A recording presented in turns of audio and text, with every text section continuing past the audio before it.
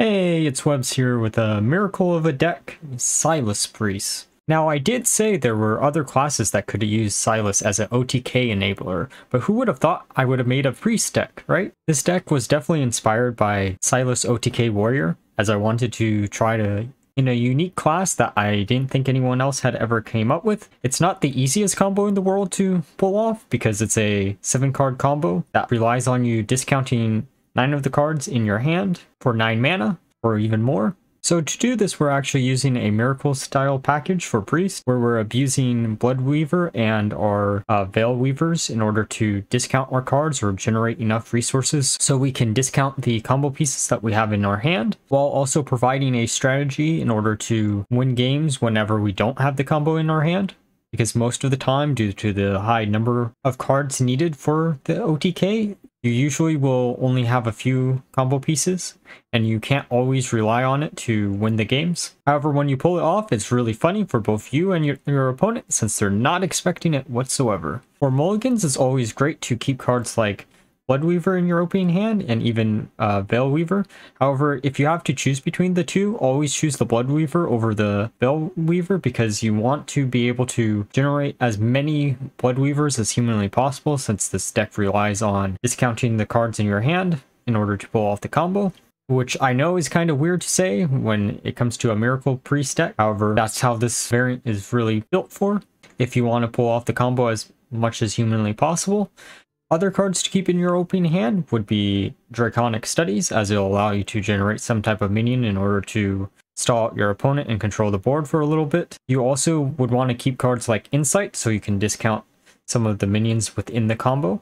Palm Reading is also probably another good card to keep in your opening hand, as it allows you to discount your entire hand of spells if you have a bunch in your hand. Cards you definitely don't want to keep in your opening hand are Artificer. Sure, it's a low cost combo piece, but at the same time, you'd rather try to draw it off of Insight instead of relying on Bloodweaver to discount it twice. You also don't want to keep something like Ashen Tongue in your opening hand for the exact same reasons, or even Silas, just because he's a really high cost card, and sure, you can get a bunch of early discounts on him. Usually it's not really the best to keep him in your opening hand, as it'll just be a dead card for quite a few turns. And on that note, he's also a card that you want to sometimes rely on for non-combo turns, where you just need to steal one of your opponent's big minions to finish them off. This can actually win you quite a few games, and he's actually a great control tool. However, you do lose out on your combo if you do decide to do that. That all being said, let's get into the games. Alright, time for game 1 against Warlock. Will it be Questline Warlock, even though it's been nerfed, or will it be some other type of Warlock? Just going to keep everything in this opening hand, since we can use one to trigger the other, and drawing into a Holy Smite is actually pretty good. It's an early combo piece, but we can also use it as early removal.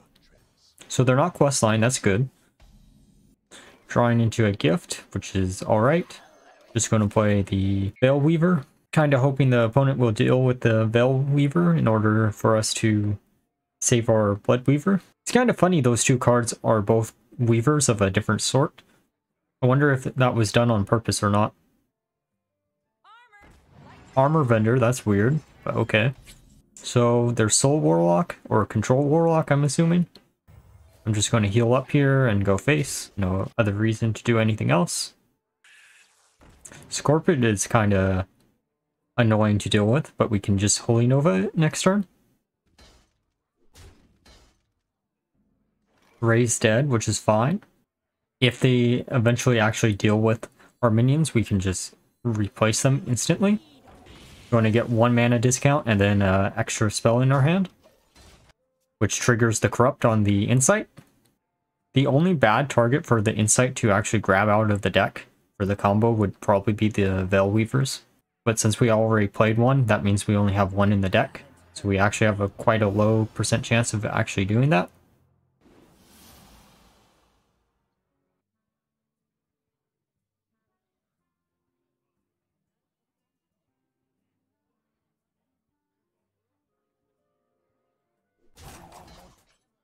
Kind of interesting to see what they're actually playing. They are playing quite slow. We're just going to play our Insight, draw into the Veil Weaver, which sucks. Literally the one card that I didn't want to see. Going to kill the Talisman and then heal up our Bloodweaver. Since I'd rather heal up the Bloodweaver than the Veilweaver since we have two of them. And this is the situation you sometimes get into with the Veilweavers where you fill up your hand with a bunch of useless spells that you don't actually need for your combo. So these are actually pretty good for this game in particular. Or deck, I mean. The worst card we actually generated would probably be the Raised Dead. But the Thrive in Shadows will just allow us to draw into more combo pieces, or cards that will access our combo pieces. And with the Bloodweaver on board, that will allow us to discount more cards in our hand. I'm going to grab the Insight, use the Psyche Split on the Bloodweaver. Usually Psyche Split is always useful to use on the Bloodweaver if you have to choose a non-Artificer card. I should have here actually used the Veilweavers in order to attack into stuff before generating cards, but oh well. But we're just going to continuously buff up the Bloodweaver.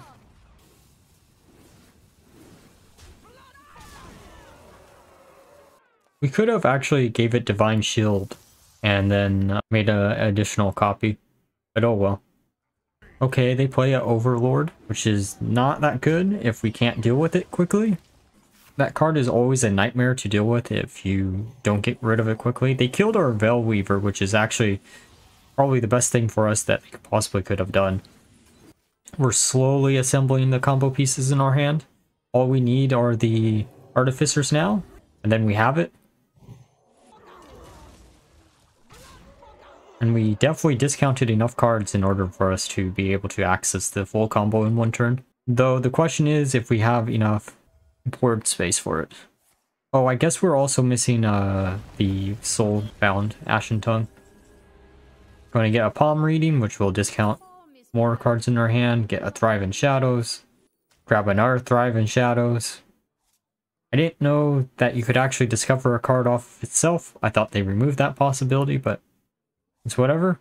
Going to use Renewal. Grab the Insight. Hectus. No! No! We lost both of the Artificers. Well, that only means one thing. Let's steal his Tectus. And murder him with his own minion. Drawing the Ashen Tongue. I really shouldn't have played that. There was literally no other minion we could have grabbed.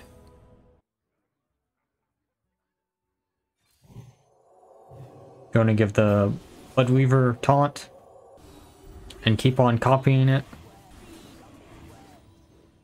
The amount of Raised Deads we have in our hand is actually kind of funny. It really sucks that Hectus burned both of our Artificers, because this would have been the one game that I would have been able to pull off the full combo. Sure, it would have took a turn or two, but we were so close, so close. Hysteria, which is fine. So they were Soul Warlock, aka Control Warlock, I guess. It's kind of funny because I actually tried to make a Soul Silas deck. It did not work out so well. We're just going to buff up the Tectus because I want my revenge. I want to be able to murder him with his own minion. But sadly, we aren't going to be able to. I don't want to risk losing to a Twisted Nether. But that's what you get for ruining our combo. Alright, time for game 2 against Druid. Going to Mulligan away the Artificer and the Power Word Fortune. Keeping the Bloodweaver is actually really good for us to do. Drawing back into the Power Word Fortune. Our opening hand isn't actually the worst in the world, but it isn't the best in the world either. Are they some type of Beast Druid? I wish for Beast Druid I wouldn't feel like I had to run Guardian Animals in it, because then I could probably make a more unique Beast Druid deck. However, that's probably the proper way to do it, and the reason why I haven't actually touched the archetype at all. Well, I guess I did for the questline deck, but... Drawing into Silas, which normally wouldn't be the best thing to do, but at the same time, if we got it this early with a Bloodweaver in hand, we're actually perfectly fine with it, given the amount of other spells that we can just use as fodder to discount Silas in the hand. They're going to buff up their wolf.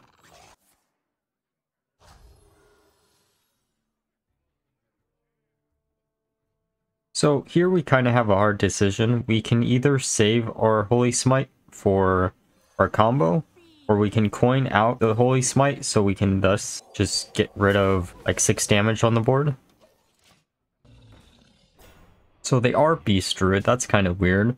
I did want to make some weird like armor druid, however with the amount of damage that Mage and Warlock can do, I thought at the time it wouldn't be either A, fun to watch, or B, that good. Who knows, maybe I'll try to do something with that again.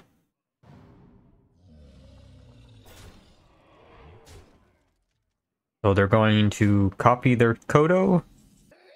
We're going to play the Veil Weaver, then our Holy Smite. Getting a Void Shard off of it, and then we'll duplicate the Blood Weaver. And then we can use the Power Fortitude on it. We actually got a pretty good card right there for this current board. AoE Silence is going to be great versus them. Oh, it definitely is going to be great against them.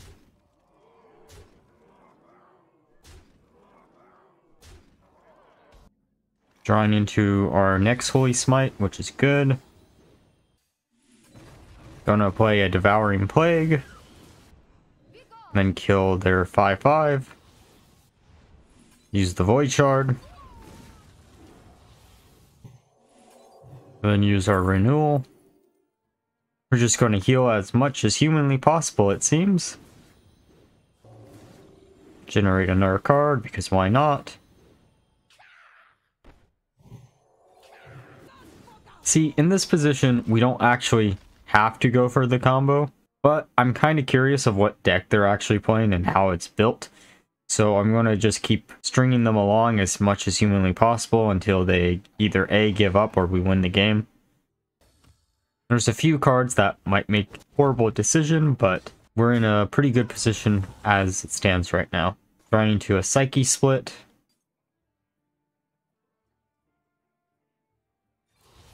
Doing this is actually kind of a mistake. I should have probably just kept it in hand, but I wanted to generate more cards. The better option would have been to play the Elk Rider, or Elk Mount, I mean.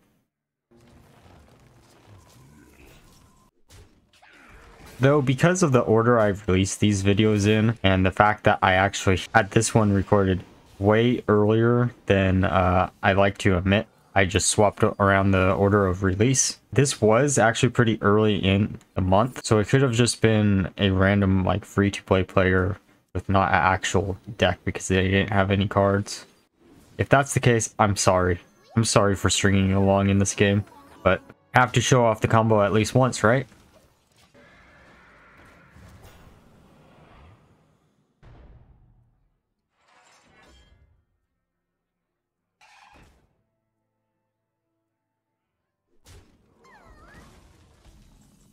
Drawing into Insight. So doing what I'm about to do is not advisable in any sense of the word, but it's kind of funny and it triggers our Insight, and we're in such a winning position that I don't honestly care at this point. So all we need now is some type of way to duplicate our Artificers, and then we're pretty good to go when it comes to the combo. Just going to generate as many cards as humanly possible here. And just so we don't fill up the hand as much as we could, we're going to kill their minions with our minions that generate more cards. Again, I don't recommend doing this, how I did this. This is definitely a game where it's like, don't do what I do. My form is purple, not really red.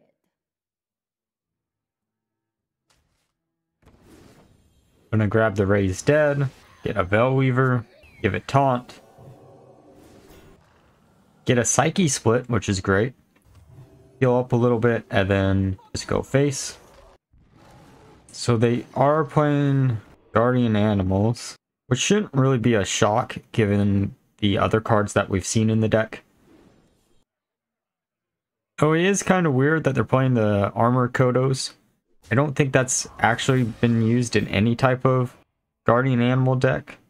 It just lowers the consistency factor of you getting a Teacher's Pet or the Draw 2, or even a Thrasher. Thrasher is way better too. Yeah, I don't know what they're doing. I really don't. Getting the Thrive in Shadows.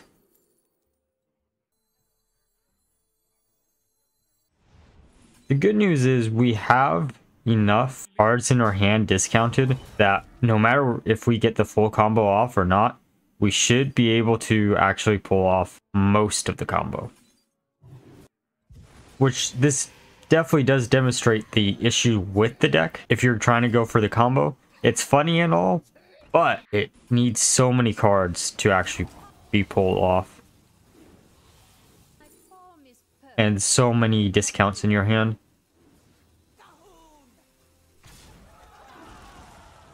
Like I said, I'm doing a lot of dumb plays just to get the combo off. I tested this deck a lot more than a lot of other decks, but I was having a lot of fun, so it didn't really matter. But towards the end, I was really just hard focusing on getting the combo out.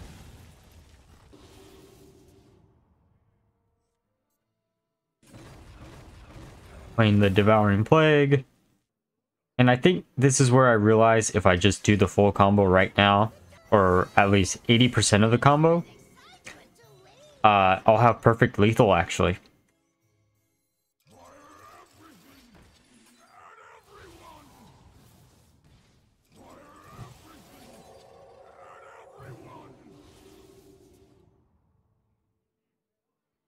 The other issue with this type of combo is when people realize what you're doing, they usually just rage quit. And after so many long games, we finally pull it off. At least mostly. Alright, now that we're through the games, let's discuss how well the deck did and why I built the deck the way I did. So the deck actually performed extremely well, though that might be due to the fact that Miracle Priest is on the uprise right now, given the recent nerfs to some of the hardest matchups the deck would have, such as Questline Warlock or Questline Shaman. You just need to know when to try to rely on your OTK combo and when to rely on your Miracle package. Most of the time, the Miracle package will be actually the way to go, which is kind of depressing to say, but the OTK package is really included here for the gimmick, and I really wanted to try to use Silas in a class that no one had used before, as I said earlier in the video. The main issue with relying on actually getting an OTK off is because it's 7 cards that you have to actually have in your hand, which is not an easy thing to do. These cards being 2 Artificers, 2 Gifts of Illuminance or Psyche Split, Silas himself, Soulbound Ashen Tongue, and 1 Holy Smite. Now, because those are all required, that's 19 mana that you're using in your combo, which makes you also have to discount them through Bloodweaver, which could be seen as a similar concept to generating a bunch of armor throughout the game in the Silas OTK combo variant. I will say though, the combo piece that felt the best to use without the other combo pieces in the deck is probably Silas, as it let you steal one of their big minions, which is something your opponent would not expect out of a priest. It's kind of like Mutanus, except the minion already has to be on the board for you to do so.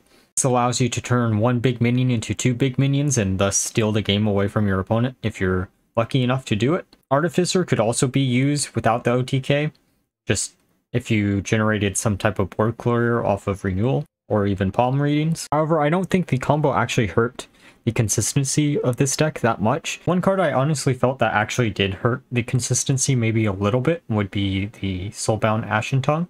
This card is completely useless if you don't have the combo. If you try to buff it up with some of your buff spells, you're just going to end up murdering yourself, which is not a good thing to do. But besides that, I think that's really the only card that actually kind of felt awkward to use in the deck. Sure, some of the buff cards could be dead while you had 0 minions in your hand, since you run a low amount of minions in the deck, but most of the time they wouldn't be dead, and they allowed you to win without the combo ever being needed. Because outside of the combos, you have a good amount of cards that will either help you sustain your HP while you try to either find the combo or create a big enough minion for your opponent not to be able to deal with. With that being said, if you enjoyed the video, please leave a like, subscribe, and a comment down below. And until next time, bye bye.